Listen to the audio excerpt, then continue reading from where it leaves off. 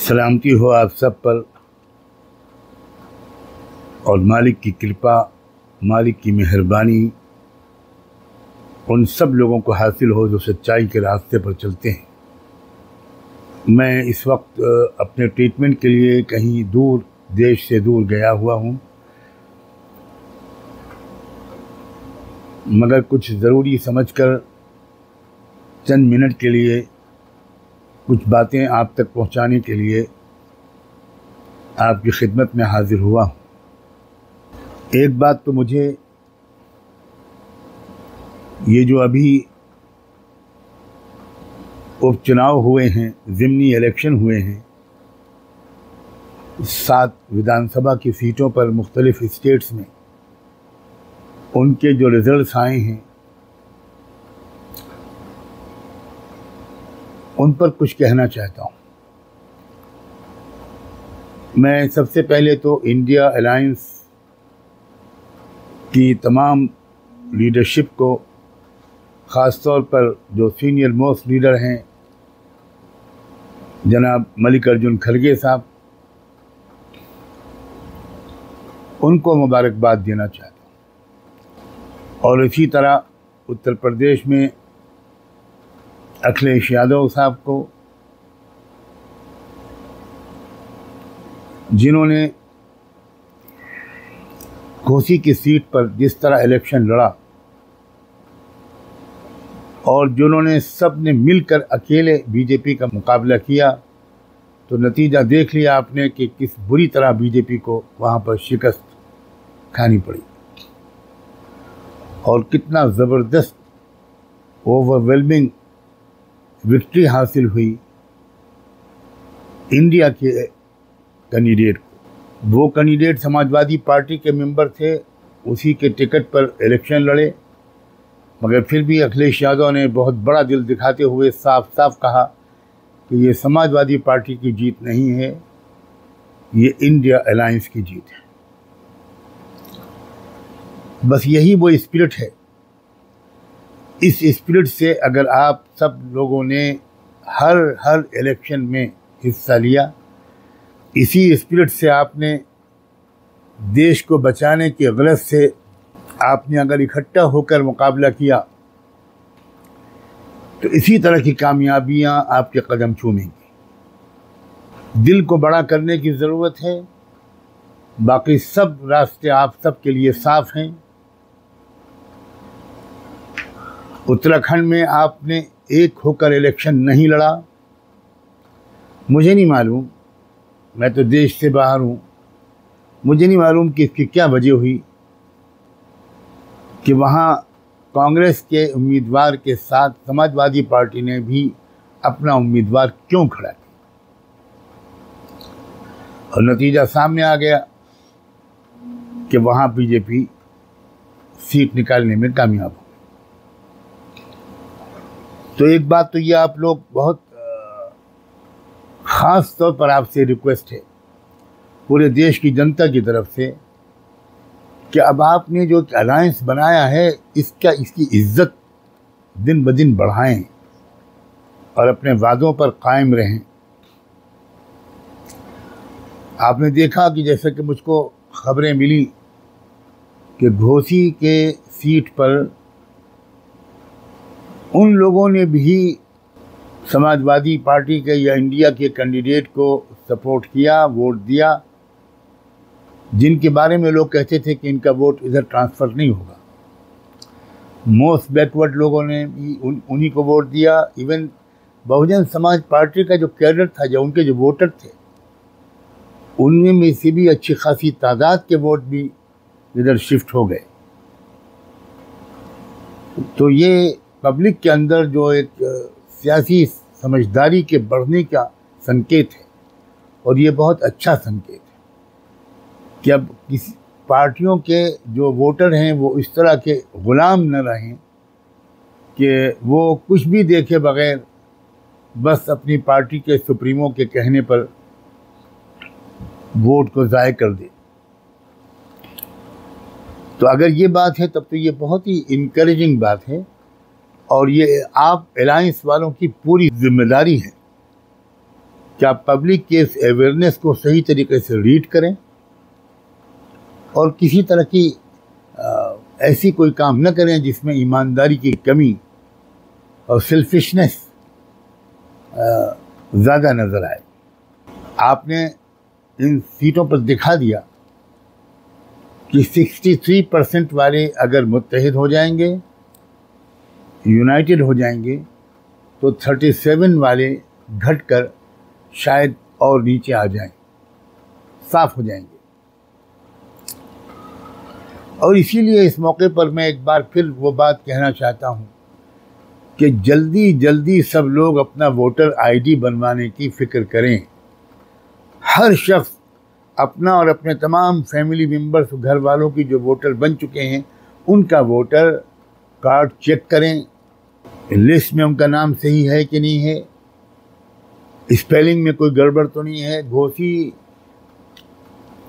के बारे में ये खबरें भी आईं कि ज़रा सी स्पेलिंग अलग थी, आधार कार्ड में अलग थी, वोटर आईडी में अलग थी, लिस्ट में अलग थी। इसको बहाना बनाकर उनको वोट डालने से महरूम कर दिया गया। तो इस तरह का कोई रिस्क न लें।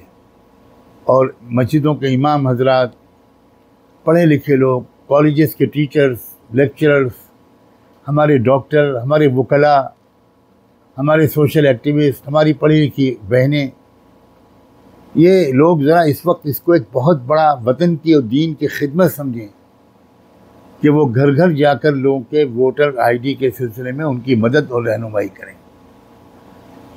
मैं आपसे बहुत ही आजिज़ाना मुखलिसाना गुजारिश करता हूँ कि इस काम में अब किसी और की कॉल के इंतज़ार में न रहें। खुद उठिए और अपने मोहल्ले में काम शुरू कर दीजिए। जब आप आगे बढ़ेंगे तो 10 आदमी आपका साथ देने वाले ज़रूर मिलेंगे। इस मौके पर मैं एक बात और कहना चाहता हूँ जो कई दिन पहले मुझे कहनी चाहिए थी, लेकिन मैं नहीं कह सका अपनी बीमारी ही की वजह से। एक हफ़्ता हुआ होगा या कुछ कम, जब तमिलनाडु के एक मिनिस्टर, चीफ मिनिस्टर के बेटे जूनियर स्टालिन, उनका एक बयान आया सनातन धर्म के खिलाफ, और इसी तरह के और भी बयान बाद में आने लगे तमिलनाडु के और बड़े सीनियर लीडर्स की तरफ से। एक कर्नाटका के मिनिस्टर का बयान आया और एक तमिलनाडु के एक और लीडर मिस्टर ए के राजा, जो बहुत सीनियर लीडर हैं, उनका भी बहुत सख्त स्टेटमेंट आया। मैं चूँकि द्रविडियंस और आर्यंस की सैकड़ों और हज़ारों साल पुरानी कॉन्फ्लिक्ट की तारीख़ पढ़ चुका हूँ, इसे मैं समझ सकता हूँ वो गुस्सा, वो दर्द, वो पेन जो द्रविडियंस के अंदर है, जो साउथ इंडिया के लोगों के अंदर है, जो जुल्म व सितम हज़ारों साल इन लोगों ने, जो अपने आप को सनातन धर्मी कहते हैं, इन्होंने जो द्रविडियंस पर जो जुल्म किया है, इन आर्यंस ने जो विदेश से आए थे और द्रविडियंस मूल निवासी हैं इस देश के, उन पर जो जुल्म किया, तो चूँकि मैं वो तारीख़ पढ़ता रहा हूँ, पढ़ चुका हूँ, मैं पेरियार की तारीख़ से अच्छी तरह वाकिफ़ हूँ, इसलिए मुझे कोई ताज्जुब नहीं हुआ। मैं समझ सकता हूँ कि वो लोग इस वक्त किस दर्द के शिकार हैं और क्यों अचानक उनके अंदर से ये दर्द फिर फूट पड़ा। लेकिन मैं ये कहना चाहता हूँ इन द्रविडियन लीडरों से बहुत दोस्ताना अंदाज, ये वक्त मुनासिब नहीं है इस तरह की बातों के करने का। लोग ये कह रहे हैं कि अब अलायंस बना जिसमें मिस्टर स्टालिन की को बहुत अहमियत के साथ एक जगह दी गई, एक लीडरशिप रोल दिया गया, उस कमेटी में भी उनको रखा गया और वाकई रखा जाना चाहिए था। He deserves it.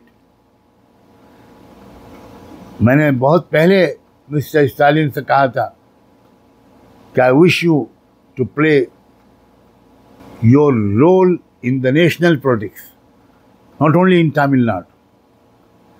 तो बहुत अच्छी बात है, मगर देखिए इस वक्त का जो सिनारियो है, प्लीज ट्राई टू अंडरस्टैंड।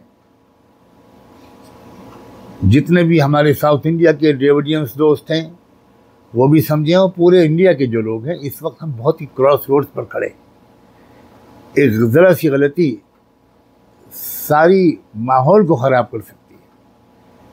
कोई शक नहीं है कि इंडिया का जो अलायंस बना, और जहाँ तक मेरी जानकारी है इसमें मल्लिकार्जुन खड़गे का जो सीनियर एक्सपीरियंस्ड शख्सियत है और बेदाग शख्सियत है, उनका बहुत बड़ा रोल है। वो भी साउथ इंडिया को बिलोंग करते हैं। तो इस इंडिया के अलायंस ने पूरे देश के अंदर एक मेजॉरिटी को एक उम्मीद दिला दी है, इसलिए कि आप रियल इश्यूज को सामने ला रहे हैं।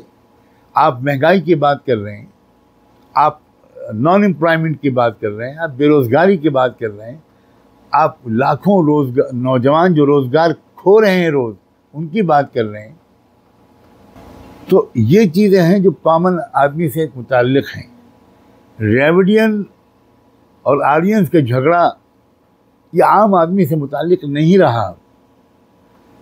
अब आम आदमी को भड़काना आसान हो जाएगा अगर इस तरह के इश्यूज़ आप लोगों ने उठाए। मेरी रिक्वेस्ट है कि इस तरह के इश्यूज़ को बिल्कुल मत उठाइए। आपका असल मकसद दिल की भड़ास निकालना नहीं है, बदला लेना नहीं होना चाहिए। आपका मकसद होना चाहिए भारत को एक अच्छे भविष्य की तरफ लेकर चलना और उन लोगों की चुंगल से भारत को निकालना जो नहीं जानते कि इंडिया को, भारत को कैसे लीड किया जा सकता है, जो इतने मतलब लो स्टैंडर्ड के लोग हो गए।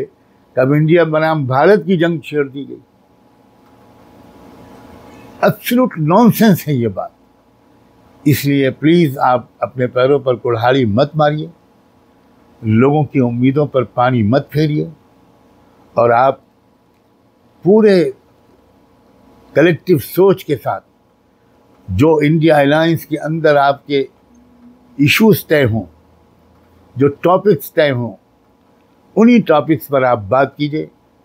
इस मौके पे मैं राहुल गांधी और प्रियंका को भी मुबारकबाद देना चाहता हूँ कि उन्होंने अपनी स्पीचेस को जिस तरह का बराबर मैं देख रहा हूँ किस रुख पर वो बात कर रहे हैं, वो कितने मैच्योर अंदाज से वो लोग बात कर रहे हैं। वो एक बेहतरीन नमूना है और इसलिए वो भी मैं मुबारकबाद के मुस्तहिक हैं। बस मैं यही पैगाम देने के लिए आपकी खिदमत में हाज़िर हुआ था। मैं उम्मीद करता हूँ कि मेरी ये बात उन लोगों तक पहुँचेगी जिन तक पहुँचना मुफीद है। आप सबका बहुत बहुत शुक्रिया।